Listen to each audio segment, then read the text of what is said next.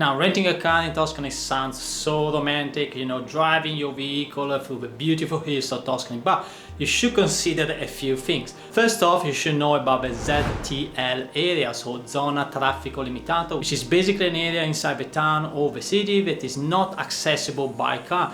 This is typically the historical center of the town, and to be honest with you, it's an area you don't really want to venture anywhere with a car because the streets become so narrow and you're gonna risk big time to actually scratch your car. In fact, a few weeks ago there was a photo of a tourist that ventured inside the ZTL because he was following the Google Maps direction and the car got stuck between walls. The second thing to consider is also parking can be challenging in the main destination. I'm thinking here about Florence, Siena, Pisa, and my suggestion here is to leave the car outside of the city center. For example, if you drive to Florence, leave the car in the Villa Costanza parking area, which is just next to the highway. So handy. It costs only 10 euros a day. You can take the light train from there, and with 1 euro and 20 minutes you are straight in the historical center of Florence. Now, I heard a few months ago that a criminal gang started breaking into cars, but luckily the company running the parking area employing a security force, and in the last couple of months